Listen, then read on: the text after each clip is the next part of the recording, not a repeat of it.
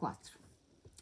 Anna Pavlovna sorriu e prometeu tratar da educação de Pierre, que, como bem sabia, era parente do príncipe Vassili, por parte do pai. A senhora idosa, que estava ao pé da matante, minha tia, levantou-se apressadamente e ainda apanhou o príncipe Vassili no vestíbulo. Desaparecera do rosto da senhora todo o interesse fingido. O rosto da senhora passara de bondoso e lacrimejante a preocupado e medroso. Príncipe, o que me pode dizer quanto ao meu Boris? Perguntou a andar atrás dele pelo vestíbulo. Pronunciava Boris com um acento particular no O. Não posso ficar mais tempo em Petersburgo. Diga-me que notícias posso levar ao meu pobre rapaz. Apesar de o príncipe Vassili ouvir a senhora idosa a contragosto e de modo quase descortês, e de mostrar mesmo alguma impaciência, a senhora sorria-lhe com carinho, comovida, e, para que ele não se fosse embora, pegou-lhe na mão. Não lhe custa nada dizer uma palavra à sua majestade, e o meu filho será logo transferido para a guarda, pedia ela. Acredito que farei todos os possíveis, princesa, respondeu o príncipe Vassili, mas é-me difícil pedir a sua majestade. Aconselho-a a dirigir-se a Rumiantsev, através do príncipe Golitsyn. Seria mais sensato. A senhora idosa tinha por nome princesa Drubetskaya, um dos melhores nomes da Rússia, mas era pobre. Havia muito que abandonar à vida de sociedade e perder as suas relações antigas.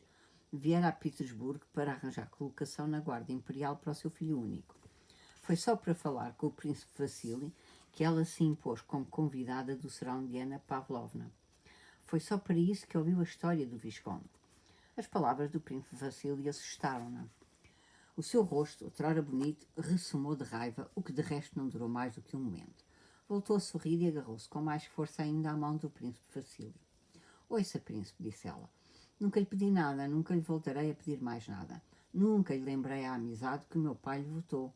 Mas agora imploro-lhe em nome de Deus, faça isto pelo meu filho e eu considerá-lo-ei meu benfeitor, apressou-se a acrescentar. Não se zangue, prometam-me. Já falei com Golitsyn e ele recusou. Seja o bom menino que já foi, disse ainda, tentando sorrir enquanto os olhos se lhe marejavam de lágrimas. Papá, vamos chegar atrasados, avisou a princesa Helene, que esperava à porta, virando a sua bela cabeça por sobre os ombros clássicos. No entanto, a influência na sociedade é um capital que é preciso guardar bem para que não desapareça. O príncipe Vassili sabia-o, e tendo compreendido de uma vez por todas que se pedisse por todos os que procuravam a sua ajuda, em breve não poderia pedir por si próprio, utilizava poucas vezes a sua influência. No caso da princesa Drubetskaya, porém, sentiu, depois do segundo rogo da senhora, uma espécie de remorso. Ela lembrara-lhe uma verdade. Devia os primeiros passos da sua carreira ao pai dela. Além disso, via pelos comportamentos da senhora que era uma daquelas mulheres, uma daquelas mães, sobretudo, que ao meterem uma ideia na cabeça não largavam mais as pessoas até que os seus desejos fossem cumpridos, assediando-as todos os dias e a cada instante, chegando mesmo a armar cenas. Foi sobretudo esta última consideração que o fez ceder. Chère Anna Mikhailovna, disse no seu costumeiro tom familiar e de enfado. Para mim é quase impossível conseguir o que a senhora pretende, mas para lhe provar como gosto de si e como venera a memória de seu defunto pai, farei o impossível. O seu filho será transferido para a guarda, aqui tem a minha mão, está contente? Meu querido é o meu benfeitor, nem outra coisa esperava de si, conheço bem a sua bondade. O príncipe Vassili queria despachar-se. Espere, só mais 2 palavrinhas. Uma vez que passasse para a guarda, vacilou. O príncipe conhece bem Mikhail Kutuzov. Recomendo-lhe Boris para ajudante de campo. Então eu já ficaria tranquila. O príncipe Vassili sorriu. Isso já não lhe prometo. A senhora sabe como Kutuzov é assediado desde que foi nomeado comandante em chefe. Ele próprio me disse que parece que todas as senhoras moscovitas combinaram entre si entregar-lhe os filhos como ajudantes de campo. Não, prometa-me, não o deixo ir assim, meu querido benfeitor. Papá repetia a beldade no mesmo tom. Vamos chegar atrasados. Bom, au revoir, adeus. Está a ver. Então amanhã apresenta o pedido à sua majestade, sem falta, mas não promete nada quanto a Kutuzov. Prometa, Brasil, gritou-lhe às costas Anna Mikhailovna, com o sorriso de jovem coquete que outrora deve ter sido o seu, mas que no momento em nada condizia com o seu rosto descalavrado. Esquecera por certo a sua idade e utilizava por força do hábito todos os seus antigos recursos femininos. Porém, mal ele saiu, retomou a mesma expressão fria e fingida de antes. Voltou ao grupo, onde o Visconde continuava a contar a sua história, e de novo se fingiu atenta, esperando uma boa oportunidade para sair, uma vez que já cumprirá a sua missão. O que acha toda esta comédia do Biltre de Milão? Disse Anna Pavlovna. E a nova comédia dos povos Génova e Luca, que vão apresentar os seus votos ao Sr. Bonaparte. O Sr. Bonaparte, sentado num trono, exalçando os votos das nações, adorável. Não, mas isto é de uma pessoa dar em doida. Dizia que o mundo inteiro perdeu a cabeça. O príncipe Andrei soltou uma risadinha, olhando Anna Pavlovna na cara. Deus me dá, ai de quem a toque, disse ele. As palavras que Bonaparte pronunciou no momento da coroação. Diz que ele era muito belo ao pronunciar estas palavras, acrescentou, e repetiu as palavras em italiano. Dio mi la dona guai a chi la tocca. Espero finalmente, continuou Anna Pavlovna, que isso tenha sido a gota d'água que fará transbordar a taça. Os soberanos já não podem suportar este homem que ameaça tudo. Os soberanos? Não falo da Rússia, disse o Visconde com cortesia e desespero. Os soberanos, minha senhora, o que fizeram eles por Luís XVI, pela rainha, pela senhora Elizabeth? Nada. E acredita em mim, sofrem o castigo pela sua traição à causa dos Bourbons. Os soberanos enviam embaixadores a cumprimentar o usurpador. E com um suspiro desdenhoso mudou de posição. O príncipe Hipólito, que olhava longamente para o Visconde pelo lornhão, ao ouvir estas palavras, virou bruscamente todo o corpo para a princesinha e, pedindo-lhe a agulha, pôs-se a mostrar-lhe, desenhando com a agulha na mesa, o brasão do Condé. Explicou-lhe o brasão com ar tão aplicado como se a princesa lhe o tivesse pedido. Bastão de goles, espiguilhado de goles de lazuli, Casa Condé, disse ele. A princesa ouviu-o sorrindo. Se Bonaparte ficar mais um ano no trono de França, o Visconde continuou a conversa com ar de quem não ouve os outros, porque, num assunto que conhece melhor do que ninguém, segue apenas o fio do seu próprio raciocínio. As coisas irão longe demais. Com estas intrigas, a violência, os desterros, as execuções, a sociedade, isto é, a boa sociedade francesa, será exterminada para todo o sempre. E então encolheu os ombros e abriu os braços. Pierre quis dizer alguma coisa. A conversa interessava-o, mas Anna Pavlovna, que o vigiava, interrompeu. O imperador Alexandre, disse com a tristeza que acompanhava sempre os seus discursos sobre a família imperial, declarou que deixaria os próprios franceses escolherem o regime de governação. E não há dúvidas, acho eu, de que toda a nação, quando se tiver livrado do usurpador, irá de braços abertos ao encontro do seu rei legítimo, disse Anna Pavlovna, tentando ser amável com o realista emigrado. É duvidoso, disse o príncipe Andrei. O senhor Visconde presume com toda a justeza que as coisas foram longe demais.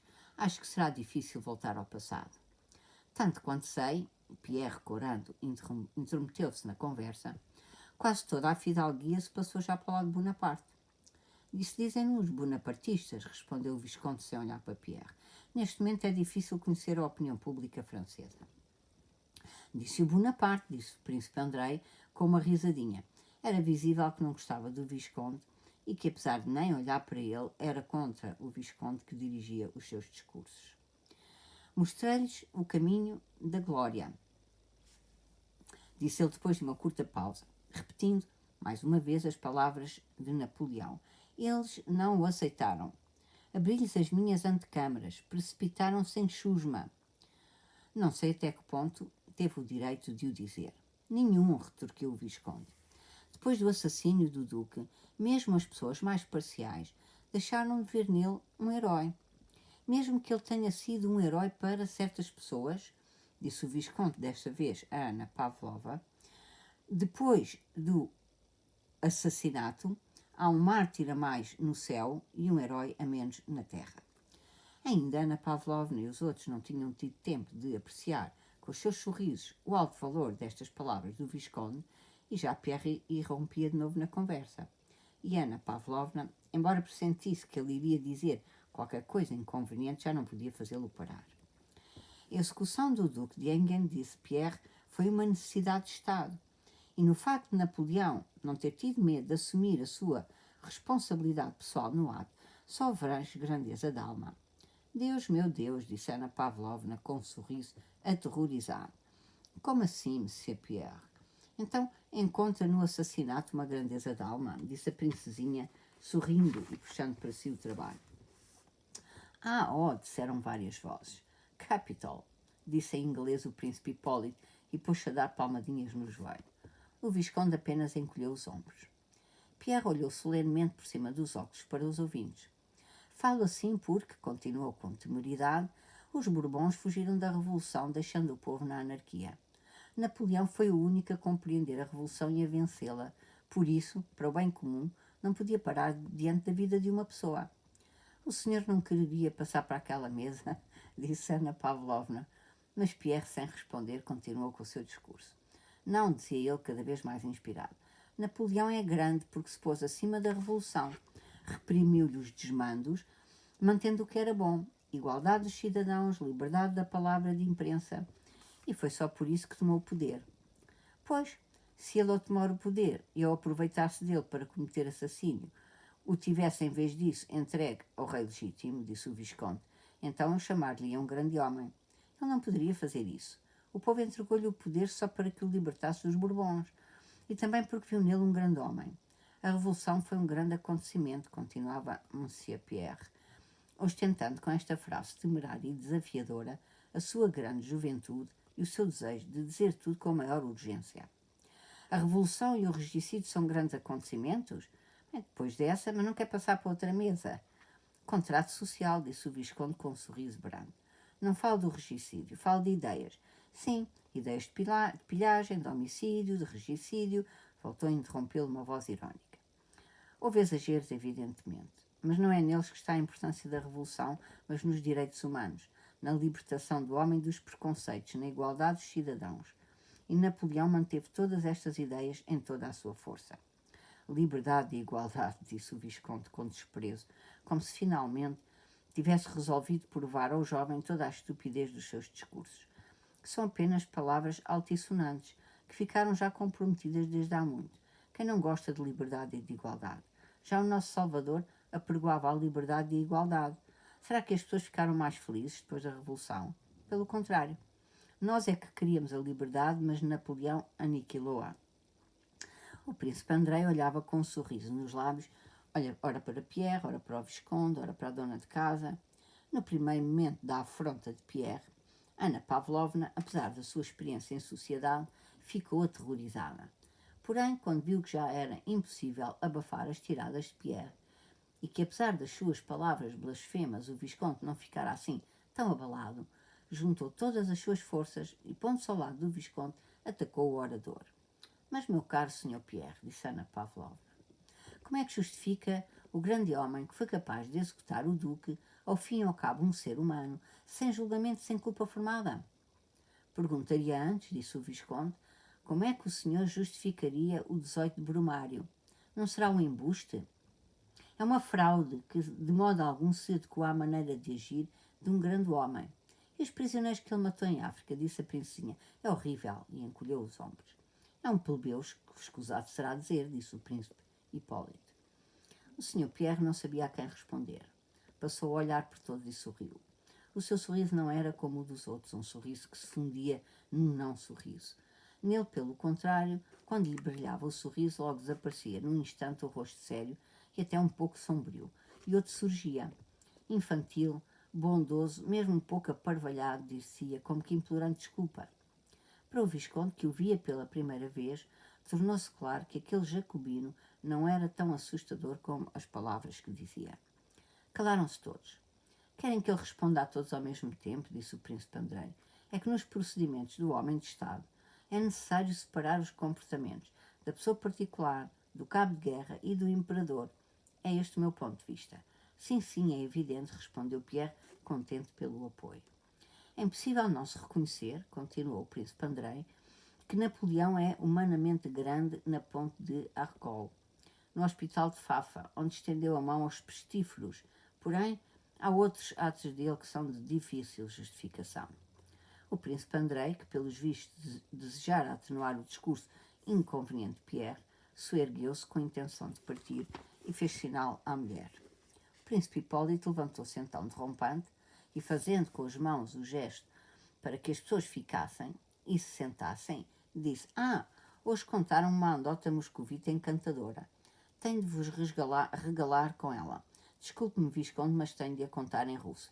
De outra maneira, não se sente o sol da história.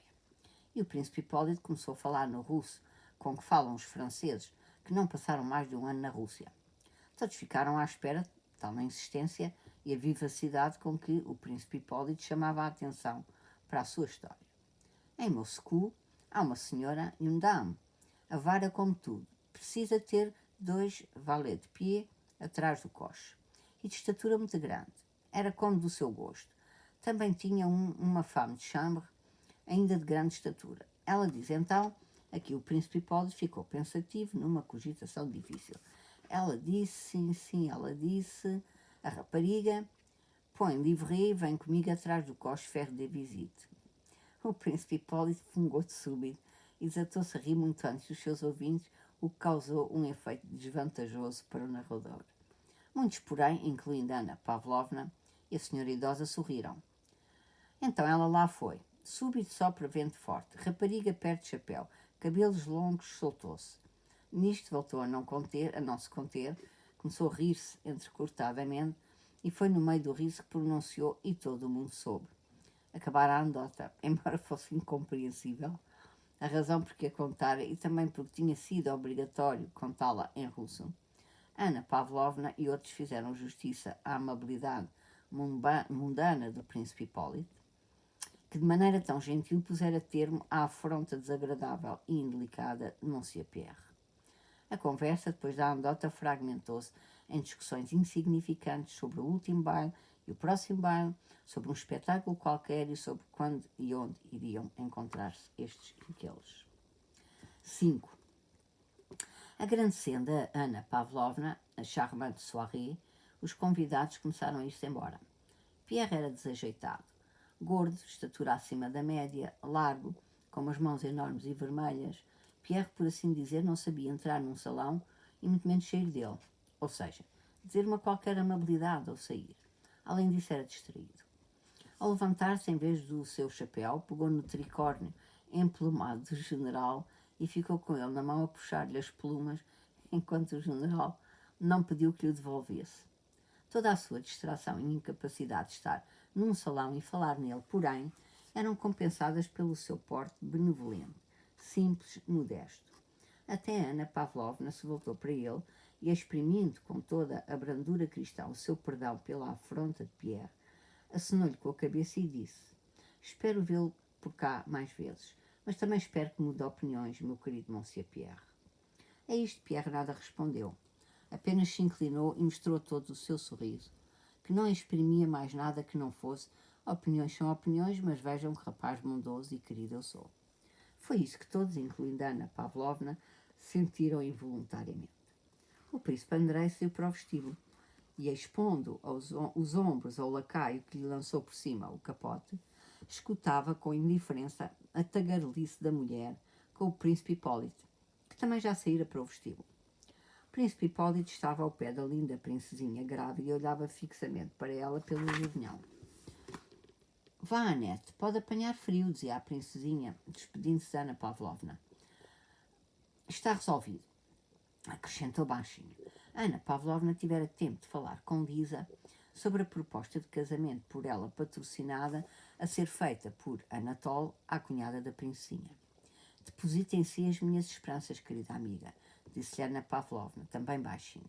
Escreva-lhe e depois diga-me como é que o pai vai encarar a coisa. Adeus, e saiu do vestíbulo. O príncipe Hipólito pôs-se atrás da princesinha e, aproximando a cara da dela, começou a segredar qualquer coisa num meio sussurro. 2 lacaios, um da princesa e outro do príncipe, aguardavam o fim da conversa, respectivamente com o chale e o redingote nos braços. Ouviam a fala francesa, para eles incompreensível, com cara de quem compreende, mas não o quer mostrar. A princesa, como sempre, falava sorrindo e ouvia sorrindo.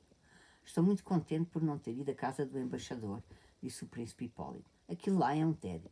Que será maravilhoso. Maravilhoso, não? Dizem que o baile vai ser ótimo, respondeu a princesa, levantando o lábiozinho penugento. Vão lá estar todas as mulheres bonitas da sociedade. Nem todas, porque a princesa não vai lá estar. Nem todas. Disse o príncipe Hipólito, rindo alegremente, e tirando o chale do braço do lacaio, empurrando-o até, pousou-o nos ombros da princesa. Por falta de jeito, ou então premeditadamente, ninguém o poderia garantir, demorou muito a tirar as mãos quando o chale já estava posto, parecendo que estava a abraçar a jovem senhora. A princesa afastou-se graciosamente, mas sempre a sorrir voltou-se para o marido. O príncipe Andrei tinha os olhos fechados, parecia cansado e sonolento. Está pronta? Perguntou a mulher, desviando os olhos dela. O príncipe Hipólito vestiu apressadamente a sua redingote, que de acordo com a moda lhe chegava abaixo dos calcanhares, e tropeçando um pouco nela, correu para a saída atrás da princesa, a quem o lacaio ajudava a entrar num coche. Princesa, au revoir, gritava, atrapalhando-se tanto com a língua como com as pernas. A princesa, arregaçando o vestido, sentou-se na escuridão do coche. O marido ajeitava o sabre. O príncipe Hipólito, de tão prestável, incomodava toda a gente. Com licença, caro senhor. Assim falou o príncipe Andrei, com modos secos e antipáticos, ao príncipe Hipólito, que lhe barrava o caminho. Espere-te lá em casa, Pierre, disse o príncipe Andrei com carinho. O boldeiro arrancou com um estrépito de rodas. O príncipe Hipólito postava-se nos degraus da entrada, com o seu riso entrecortado, à espera do visconde, a quem prometera boleia. Até casa. E hoje ficamos por aqui.